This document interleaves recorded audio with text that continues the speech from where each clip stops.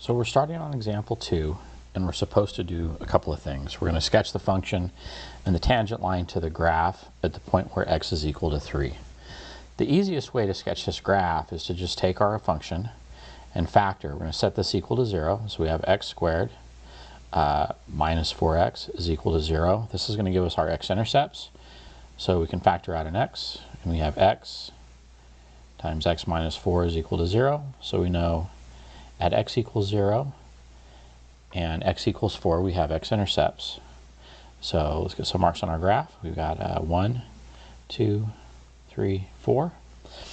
And so those are our x-intercepts at 2 and 4. We want to find our y-intercept, or not our y-intercept, excuse me, but we like to find like where our vertex is, right? Remember, if we have a parabola, it's going to have that U shape. And we know we have symmetry in between these x-intercepts. And so we know that at x equals 2 is going to be the x-coordinate of our vertex. So we can just evaluate our function at 2. So we get 2 squared minus 4 times 2. So this is 4 minus 8, which is negative 4. So we know when x is 2, my y value is negative 4. So this function is a parabola. My scale might be off a little bit here. So it just looks like this. There's our parabola. And so now they want us to sketch the tangent line to the graph at the point where x is equal to negative 3. So that means we're going to come over to an x value of, x is equal to 3. We're going to come over to an x value of 3. We're going to come down. Remember, our tangent line is only going to touch this line in exactly one place. And so we're just going to try and sketch a line in. And there we go. Not the straightest line, but that's what's happening. So we've done that. Now it says, based on our sketch, do we expect f prime of 3 to be positive or negative? So remember, f prime of 3 is the rate of change. This is how it's the rate of change, or the slope of this tangent line at x is equal to 3. And we can see that this looks to be a positive slope.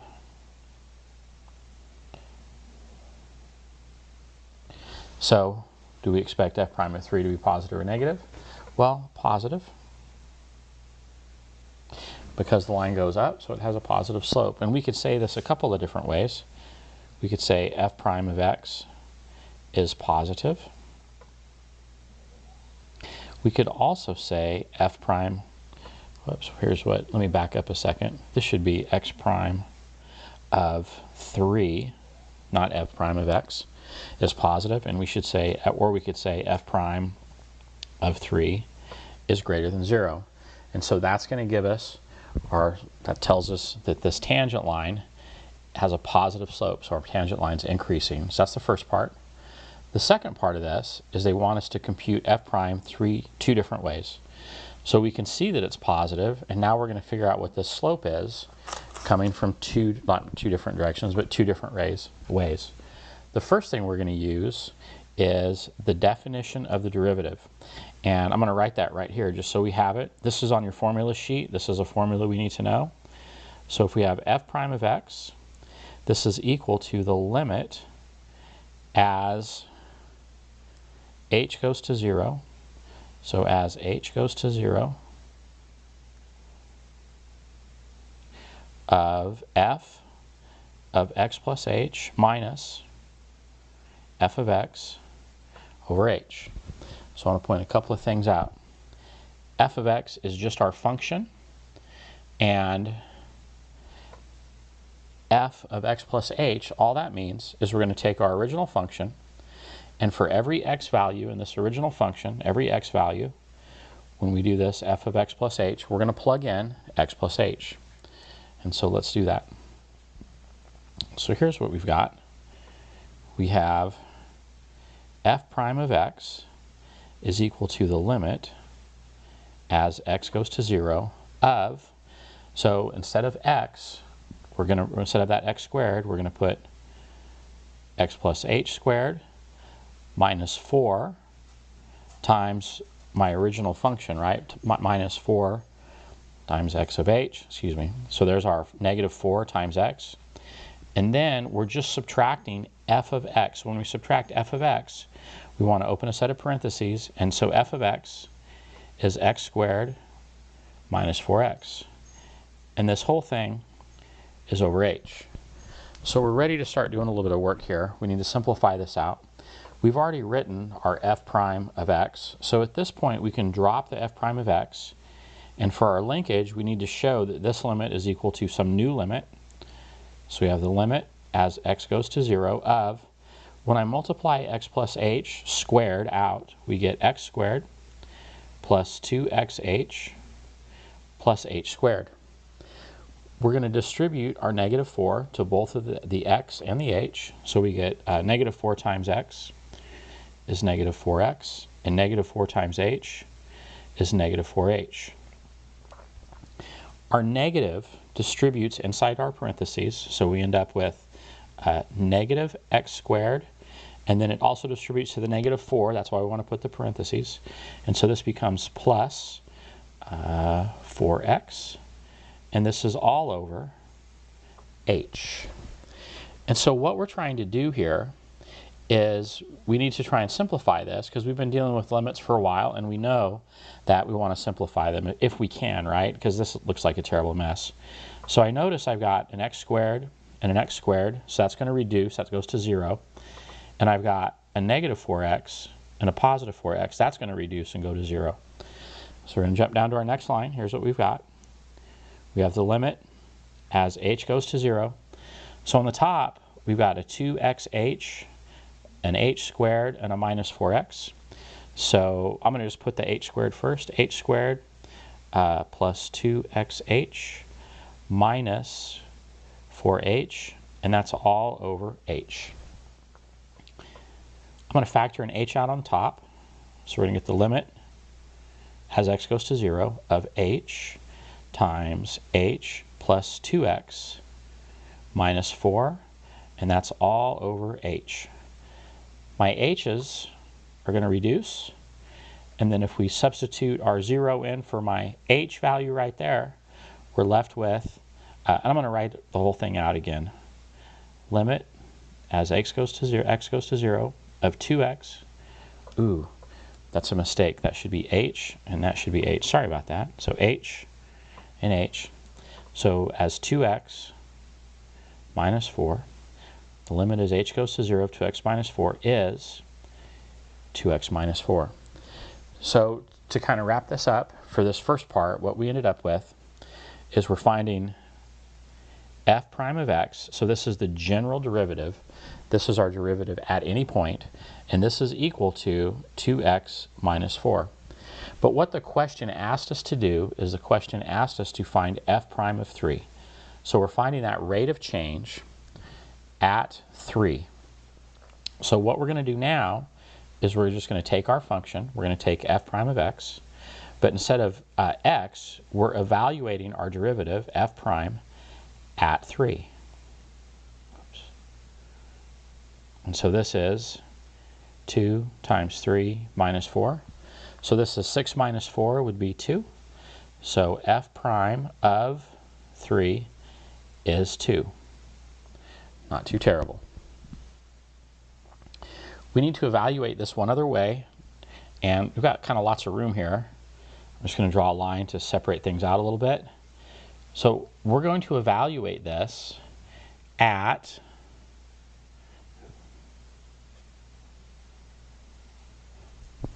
the second way using the alternate definition of the derivative.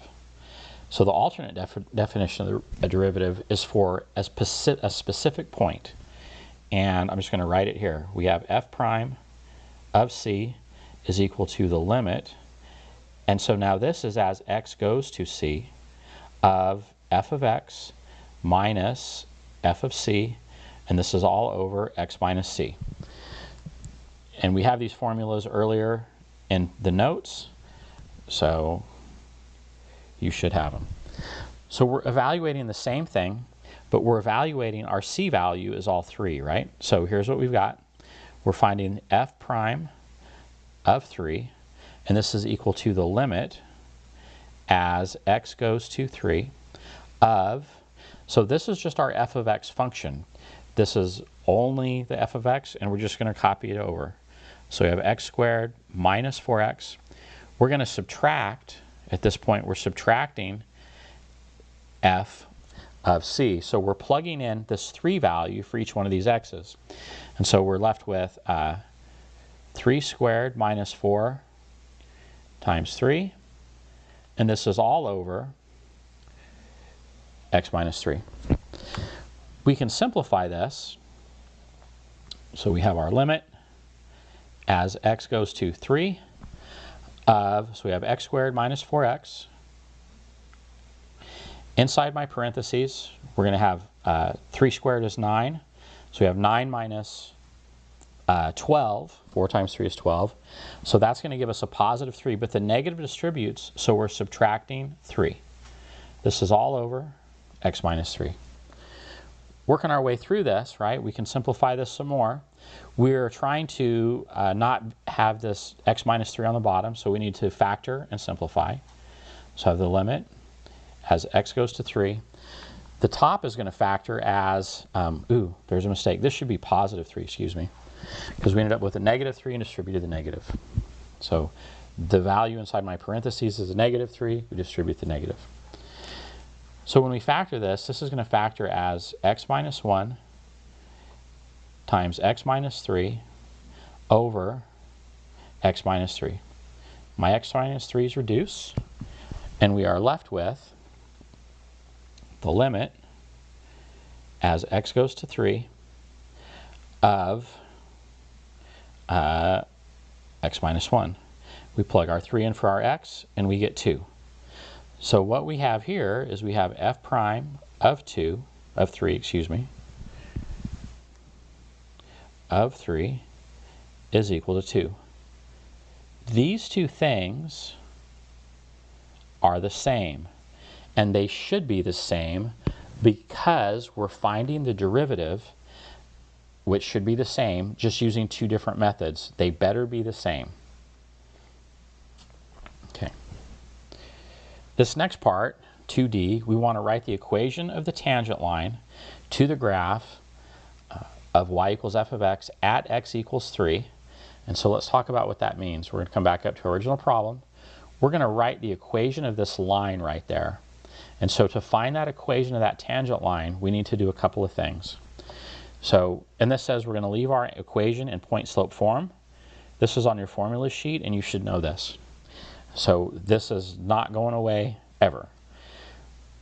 To write this equation of the tangent line, we need to know a couple of things. We need to know the slope, right? Because we need to know what m is. Well, luckily, the slope is f prime of x. The next thing we need to know, and this is, we're going to evaluate this at 3. The next thing we need to know is we need to know a point. We need to know an x and a y coordinate point. And then the last thing we're going to do is we're going to plug all this stuff into y minus y1 is equal to m times x minus x1. So let's just start with our first thing. We're trying to find the slope. We've already computed that. We just did that two different ways up here. So I know that my slope, m, at x equals 3 is f prime of 3, which equals 2. We need to find the y coordinate. They gave us the x coordinate. So we're going to take our original equation and we're just going to evaluate it at 3. So we end up with 3 squared minus 4 times 3. So this is negative 3. So our coordinate point, f of 3, is equal to negative 3. So our point is 3 comma negative 3. The last thing we need to do is plug everything in to our point slope form. And don't get too far ahead because we're going to set this up a little bit differently. Let's just plug it in right here. So we have y minus y1. So my y1 value is negative 3. And this equals our slope, m, which is 2, times x minus x1. Well, x1, our x coordinate, is 3. The only simplification we're going to do is we're going to take care of this negative. So if we're subtracting a negative, that becomes addition. So we have y plus 3 is equal to 2 times x minus 3. We're going to stop right here. And we'll talk more about why we can stop right there in class. This video has gone on pretty long, so I'm going to stop it.